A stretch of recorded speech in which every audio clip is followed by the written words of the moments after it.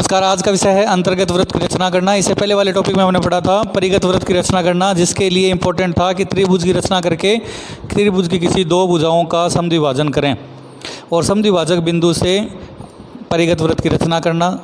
आज का विषय है अंतर्गत, और अंतर्गत के लिए पहले त्रिभुज का निर्माण करना, यानी त्रिभुज की रचना करनी है। जो त्रिभुज दिया जाता है उसके बाद में किन्हीं दो कोणों का समद्विभाजन करना है। मान लीजिए इस कोण का और इस कोण का यदि समद्विभाजन करें, कोणों का समद्विभाजन का वीडियो भी पहले बनाया हुआ है, तो वो भी ध्यान से देखें। यदि नहीं आया तो इसमें भी देखें। कोण का समद्विभाजन करने के लिए पहले एक चाप काटें, उसके बाद में दो बिंदु आते हैं, उनसे चाप काटें और कटान बिंदु को मिलाएंगे तो वो कोण का समद्विभाजन होगा। तो किन्हीं दो कोणों का समद्विभाजन करेंगे।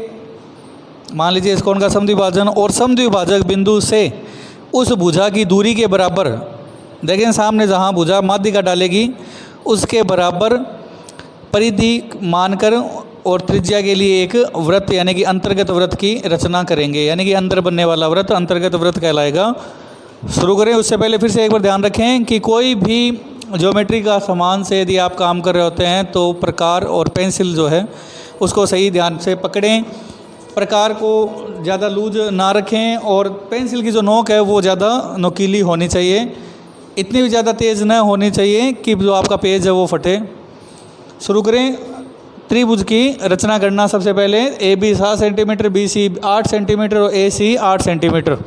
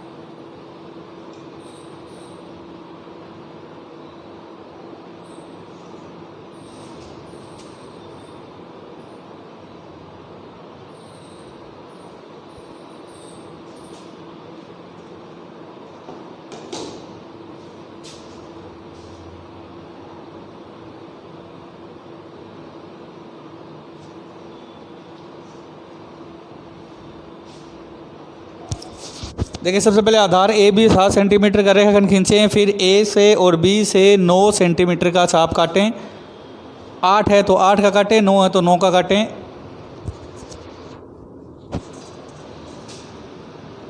यहाँ 9 के लिए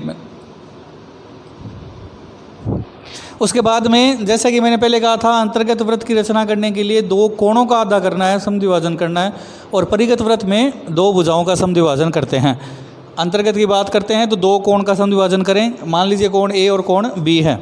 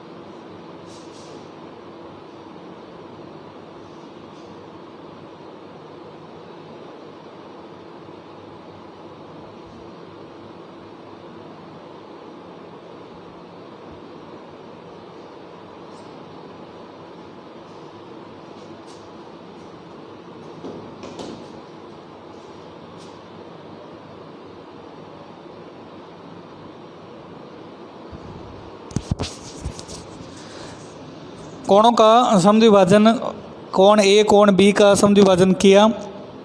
जो दोनों का समद्विभाजक बिंदु है यानी कि दोनों का समद्विभाजन रेखाखंड है वो ओ पर प्रतिच्छेद करता है।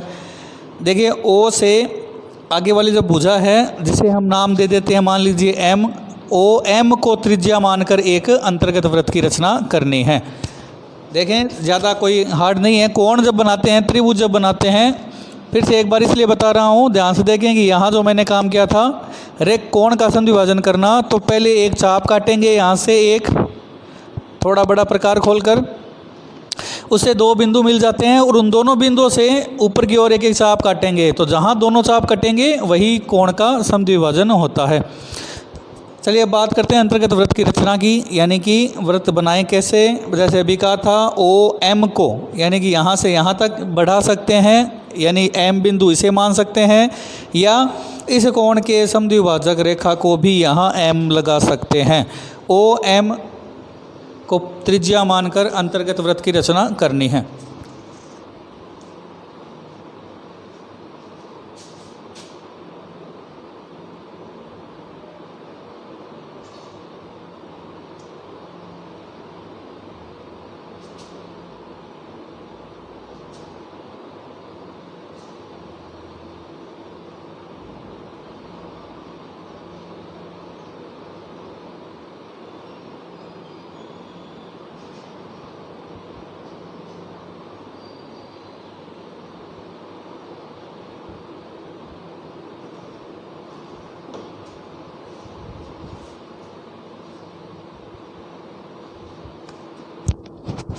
तो ये हो गया अंतर्गत वृत्त की रचना, यानी अंतर्गत वृत्त, त्रिभुज के अंदर बनने वाला वृत्त यानी कि अंतर्गत वृत्त। देखिए यहाँ पर हो सकता है कि आपको ऐसा लगेगा कि इसकी परिधि जो है वो इस भुजा को ज़्यादा छू रही है जबकि इसको कम छू रही है। तो ये मैंने पहले कहा था, ध्यान रखें कि मेरे हाथ में चौक है जो ज़्यादा नुकीली नहीं होती, जबकि आपके हाथ में पेंसिल है वो नुकीली होनी चाहिए। पेंसिल से जो हम कोई रेखाखंड खींचते हैं, यदि माप लगाते हैं, जैसे कि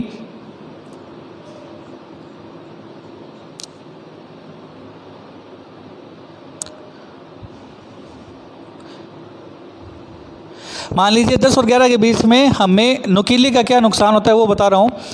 मान लीजिए स्केल से हमें 10.3 सेंटीमीटर खींचना हो तो 10 तो यहाँ माप लेंगे, उसके बाद में पॉइंट की वाली मैंने पहले कहा था छोटी रेखाएं गिनेंगे, 0.3 है इसलिए 1 2 3। अब यदि मोटी चौक या मोटा भाग होगा उसके लिए क्या होगा कि ये जो मान है वो 2 3 के लिए आगे चला जाएगा, जिसके कारण हमें ये फिक्स नहीं है, हम नहीं बता सकते कि 10.3 है या 10.4 चला गया या 10.3 आ गया। तो ये नुकसान रहता है।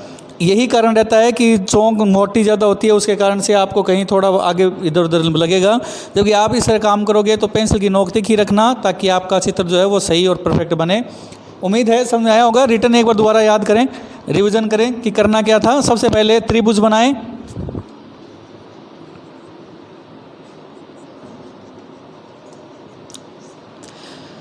किन्हीं दो कोणों का, कोई भी दो कोण, जरूरी नहीं कि जो मैंने लिए हैं वही आप लें, कोई भी दो कोण हो उनका समद्विभाजन करें और समद्विभाजक बिंदु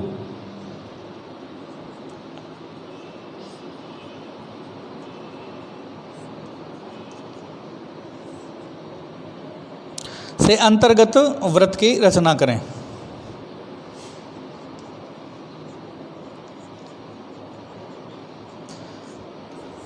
देखिए रचना भी हो सकती है, जो हमने काम किया वही इसकी रचना होगी। और इससे पहले की बात करें कि त्रिभुज सिर्फ भुजाओं का ही होगा, सवाल में ये ज़रूरी नहीं है। दो भुजाएं एक कोण भी दे सकता है, एक भुजा दो कोण भी दे सकता है। तो त्रिभुज कैसे बनाएं, इनके वीडियो भी पहले बनाए जा चुके हैं, तो वो वहाँ जाके आप ध्यान से देख सकते हैं, बना सकते हैं। ये था अंतर्गत वृत्त। अब बात करते हैं आपके अभ्यास के लिए यानी कि होमवर्क की। नोट करें, है होमवर्क अंतर्गत वृत्त की रचना करना। 3 क्वेश्चन है। त्रिभुज एबीसी में AB 7 सेंटीमीटर, BC 8 सेंटीमीटर और AC 8 सेंटीमीटर यानी कि समद्विबाहु त्रिभुज है जिसकी दो भुजें समान हो और अंतर्गत वृत्त की रचना करनी है। क्वेश्चन नंबर 2, PQR त्रिभुज में अंतर्गत वृत्त की रचना करें यदि PQ 5 सेंटीमीटर हो, QR 5.3 सेंटीमीटर हो जबकि कोण Q का मान 60 डिग्री हो। इसी तरह समबाहु XYZ त्रिभुज है जिसकी एक भुजा 5 सेंटीमीटर है तो तीनों ही 5 होगी। समबाहु का मतलब होता है तीनों भुजाएं समान होना। XYZ त्रिभुज में अंतर्गत वृत्त की रचना करनी है। जैसे आज किया था वैसे ही करना है। उम्मीद है वीडियो समझ आया होगा। अभ्यास करें, नहीं समझ आए तो पूछें। आज के लिए इतना ही, मिलते हैं फिर किसी अन्य टॉपिक के साथ। धन्यवाद।